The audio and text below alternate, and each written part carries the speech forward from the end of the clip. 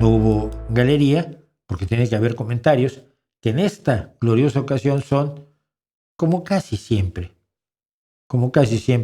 son minoritarios.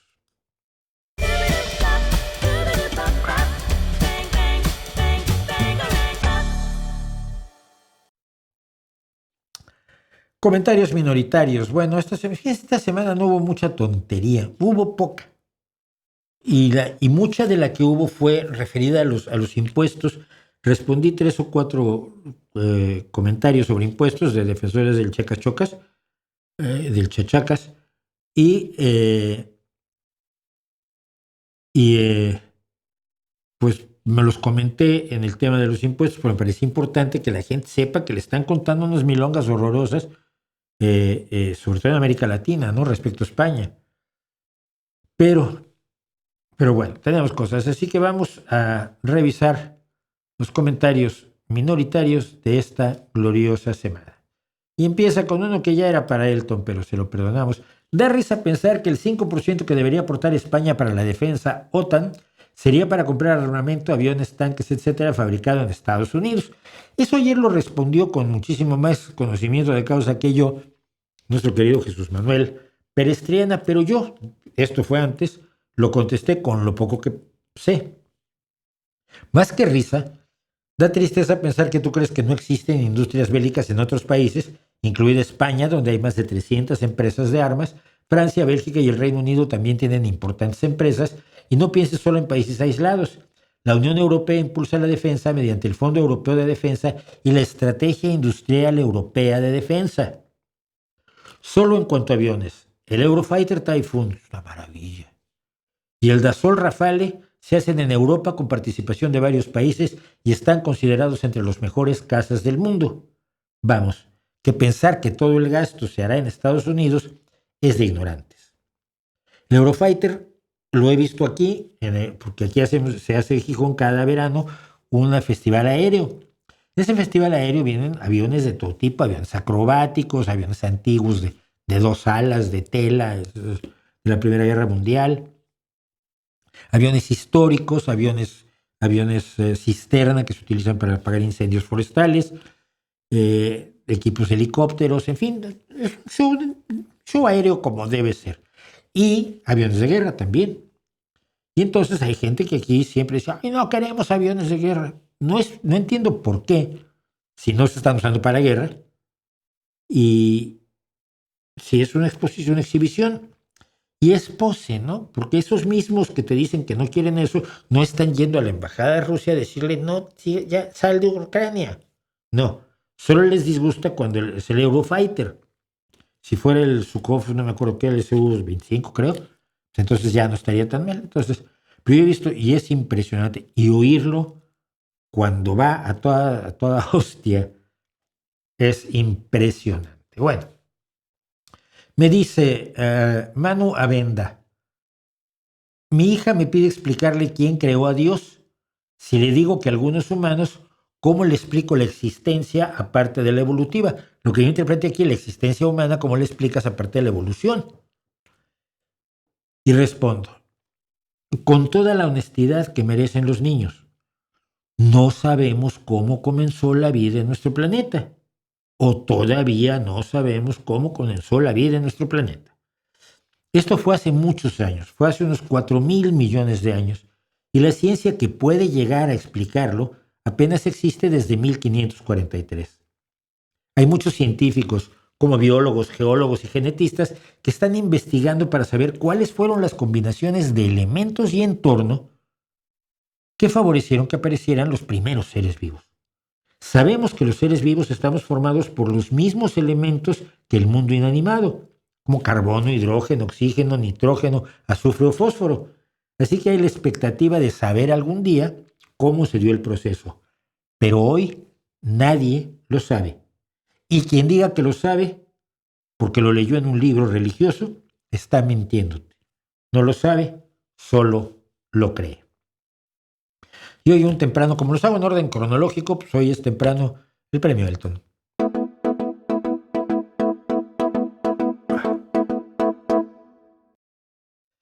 Y Ed Gago dice, todos los que entraron ilegalmente son delincuentes, así de sencillo. En Estados Unidos, si llevan su nick, digo, su miniatura, pues parece ser que está en Estados Unidos, en algún lado de los Estados Unidos.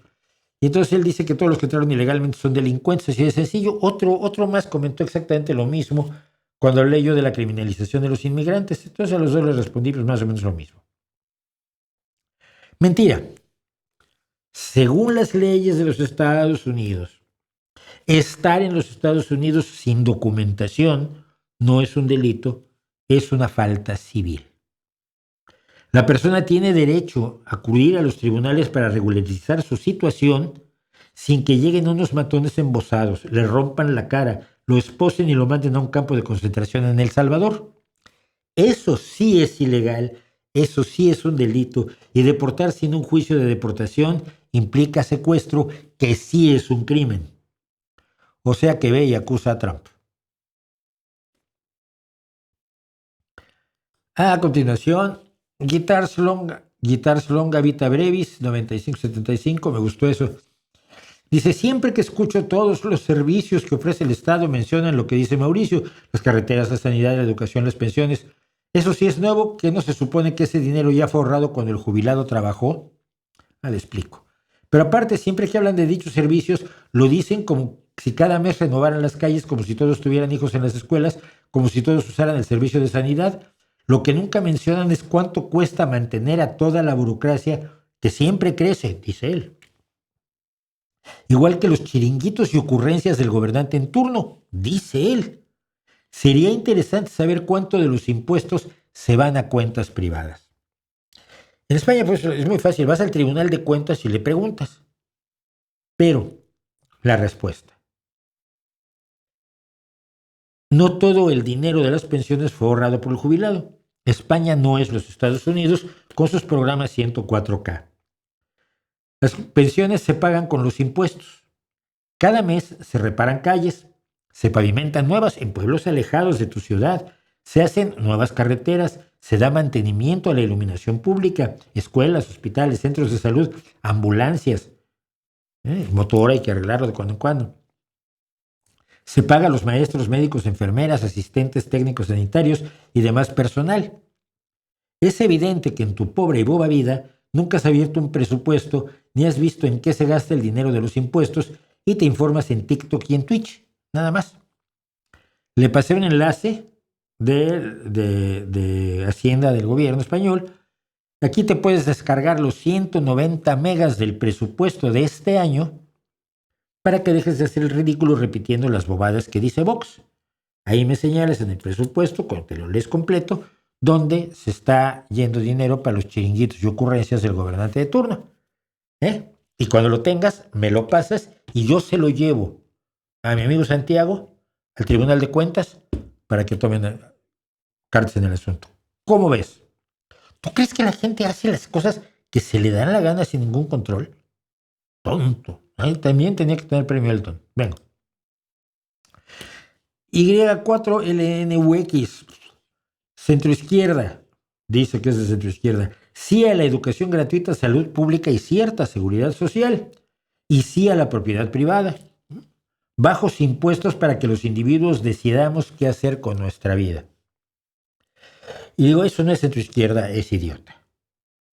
Primero que nada, la socialdemocracia no es enemiga de la propiedad privada. Pero es que si bajas impuestos ya no hay educación, salud y seguridad social. Bajar impuestos es reducir apoyos sociales, sobre todo para los más desprotegidos. Si estás a favor de ser injusto con los que menos oportunidades tienen, tu pensamiento es de derecha, sobre todo porque los más desfavorecidos son los que necesitan el apoyo de la sociedad para decidir qué hacer con su vida con cierta libertad. Bueno, y continuamos.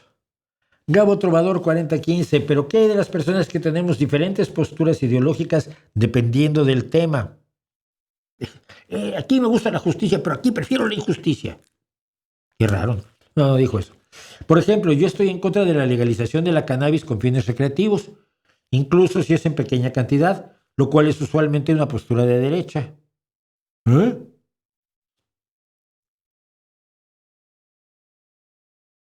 Pero también estoy en contra de que los civiles puedan portar y poseer armas de fuego, lo cual es usualmente una postura de la izquierda.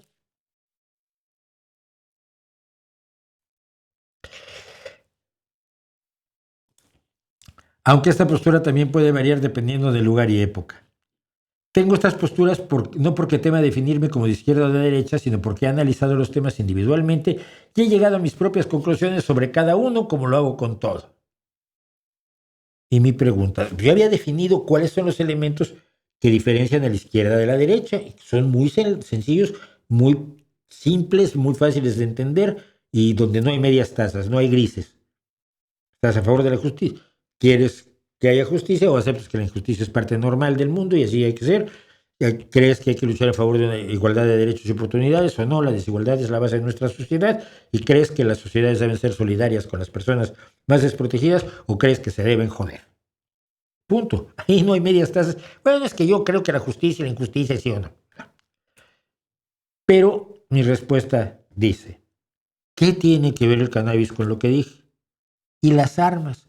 No tiene relación alguna con lo esencial del concepto de sociedad que tienes. Hay izquierdistas y derechistas anti-cannabis y pro-armas. Te recuerdo aquella famosa diatriba de Pablo Iglesias pidiendo la aportación de armas en España porque él decía que la libertad en Estados Unidos dependía de la aportación de armas. Lo episódico cambia. Lo esencial es lo relevante y fue lo que yo mencioné. Me dice JR Pérez 8913. Estimado Mauricio, ¿de verdad crees que es más eficiente el Estado para igualar la sociedad que los individuos actuando con toda su capacidad creativa? Parece que crees que los de derecha no pueden ser buenos nunca. Yo no dije eso nunca, tampoco. Tengo amigos de derecha que son muy buenas personas, salvo que creen cosas que me parecen incorrectas. Pero mi pregunta, ¿por qué debe ser la meta la eficiencia y no la justicia, la igualdad y el progreso común? La eficiencia en la empresa privada, yo he trabajado en muchas, se obtiene con frecuencia a costa de la seguridad de los trabajadores, en quitarles beneficios, de bajarles el sueldo, de exigir niveles de productividad inalcanzables. El otro día me daban una historia de una mina aquí en España, que fue aterrador. La policía que llegó a parar la huelga de los mineros se puso del lado de los mineros cuando vio en qué condiciones vivían. Bueno, de reducir la calidad del producto, de extorsionar a los proveedores, de reducir el margen de ganancia de los intermediarios que venden su servicio o producto y mil formas más. Todo eso es una forma de conseguir eficiencia. Es necesario que el Estado primero ponga coto a eso con todo lo que tú ya tienes. Seguridad social, protección en el empleo, permisos de enfermedad, pensiones, regulaciones de calidad, evitación de monopolios y precios abusivos, protección al consumidor y todo eso que el Estado hace para igualar a la sociedad en muchísimos aspectos. Sin el Estado, estás de vuelta en la revolución industrial del siglo XVIII, un verdadero infierno para las mayorías. Como paréntesis, la impresión que me da es que él cree que la izquierda es estatizar la economía, o sea, que la izquierda es marxista. Pero es un error de él. Yo creo que hay ciertas empresas que debe tener el Estado aunque no sean eficientes, porque la eficiencia no es su objetivo, el transporte público es una de ellas, la electricidad es otra, el agua es otra. No las veo en manos de propiedad privada, creo que es preferible que las tenga el Estado. Aunque sabemos que va a ser ineficiente, o más ineficiente que una empresa en la mayoría de los casos. Pero es preferible para la sociedad. La eficiencia no es el baremo fundamental de la realidad. Pero a él se le olvidaba todo lo demás. ¿Cómo se consigue la eficiencia? Y mira que yo lo he visto. Y gracias a que hay leyes en contra de todo aquello que se puede hacer para aumentar la eficiencia, perjudicando a otros, es que las empresas no lo hacen. Gerardo Méndez, 4526, me dice, la mentira es que no creas en la Madre de Dios. Y yo, por saber, porque hay que estar enterados, le pregunté si era Rea, la madre de Júpiter, Isis, la madre de Osiris, Coatlicue, la madre de Huitzilopochtli, o Vestla, la madre de Odín. No me ha contestado todavía en cuál, la madre de Dios, debo yo creer. Walter Sandoval, creo que pocos temas abarcan tanto complejidad dentro de lo sencillo que parecen. Hablar de la belleza es uno de ellos, por lo que hablé la semana pasada sobre belleza. Lo primero que se ocurre es que si estamos hablando de algo subjetivo u objetivo, si hay parámetros estándar es un rasero. El youtuber Café Kioto, no sé quién es, se metió en tremendo lío afirmando en un tema parecido que la calidad de la música es objetiva, argumentando acerca de la complejidad, desarrollo de temas y coherencia del desarrollo. La verdad no sé si lo terminé de entender o salí más confundido. ¿Usted qué opina? Pregúntame qué opino, pues digo lo que opino. En ciertos aspectos hay un estándar general de belleza. A ninguna cultura le parecen horribles las flores, por ejemplo. En música es posible ver si una composición es más compleja, es más desafiante en su armonía, melodía, ritmo, compases, si es más original y elementos así. Pero eso no implica que se perciba como más bella. En música, la mera existencia de tantos géneros como hay nos dice que su percepción es sobre todo subjetiva, aunque hay composiciones como la novena de Beethoven que difícilmente alguien hallará horrenda, salvo como postureo adolescente, que también los hay. Yo personalmente, así como detesto la música de competencia, velocidad o precisión en un instrumento, el virtuosismo vacío, nunca he estado a gusto con la música que hacen unos músicos para impresionar a otros músicos, buscando que se haga un análisis intelectual de la música, porque allí desaparece la parte emocional y sin emoción no hay belleza. Cuando tú escuchas algo de Cage, piano con tornillos en las cuerdas y plum, plum, plum, plum, plum, y lo aplaudes, es una posición absolutamente postureo intelectual porque emocionalmente no te lo creo. Un gran ejemplo de saber sin echarte a la cara lo que saben es una de las mejores bandas de la historia, Rush. La banda usaba compases complejísimos. Solo la canción Circumstances tiene 70 cambios de ritmo con compases de 2 cuartos, 3 cuartos, 4 cuartos, 5 cuartos, 3 octavos, 5 octavos, 6 octavos y 7 octavos. Y lo maravilloso era que lo podían tocar. Pero uno no se da cuenta, porque todo ese juego de tiempos no está allí para impresionarte, porque porque el Neil Peart puede tocar todos esos ritmos uno tras el otro. No. Es para provocarte la emoción que te provoca la canción Circumstances, aunque no te enteres de todo eso. Aunque no lo sepas, lo sientes. The Warning usa una entrada y un puente de 7 octavos en Evolve, y el resto de la canción está en 4 cuartos. Y eso tiene un efecto en el público, pero no está hecho para presumir de que pueden tocar en esa mezcla de compases. De hecho, a mí me costó, y esto entre paréntesis, a mí me costó, yo oía rara la entrada de Evolve. Hasta que un día me di cuenta que era 1, 2, 3, 4, 1, 2, 3, 1, 2, 3, 4, 1, 2, 3. Y luego entran en 4 cuartos completo. Yo cuento así los 7 octavos para no encontrar 1, 2, 3, 4, 5, 6, 7. Pero la entrada está en 7 octavos y luego ya está en 4 cuartos. A la gente le pueden gustar o no esas canciones independientemente de ese despliegue de capacidad y conocimiento de la teoría musical, porque finalmente el gusto es subjetivo. Y si no quieren que les conteste, para que me pregunten. Dice Lady Spartacus sobre lo que yo había dicho de la señora Montero y su lucha porque ahora Feijóo sea presidente, ¿no? Este patético espectáculo también pasa en Francia, donde vivo, dice Lady Spartacus. Si sigues la lidia entre el Partido Socialista y la Francia insumisa, la secta histérica de Jean-Luc Mélenchon, nadie la había descrito tan bien, también te partes de la risa. Por cierto, aquí se habla de campismo para definir esa actitud que consiste en legitimar más o menos abiertamente cualquier opción política con tal que sea antiliberal, antieuropeísta o antiatlantista. La lógica de esa franja comunistoide de la izquierda ha quedado estancada en la Guerra Fría, rotundos antifascistas, pero muy timoratos antitotalitarios. Entonces, yo respondo al comentario, muy bien dicho. Quería que lo oyeran. Y terminamos con Carlos Espíndola, 496, hablaba yo de la cautela, de terrible cautela a veces de Europa en el manejo de la situación con Israel y con el Medio Oriente. Me pregunta, ¿es parte de esa cautela el que muchos de los países europeos no acepten el Estado de Palestina? Mi opinión, Sí. Eso y el compromiso histórico con Israel del que ya hemos hablado. Pero poco a poco se va consiguiendo que se reconozca al Estado palestino. Ahora, esto se hace con diplomacia, como lo está haciendo Pedro Sánchez, no chillando en las calles haciendo cosplay con una kefilla.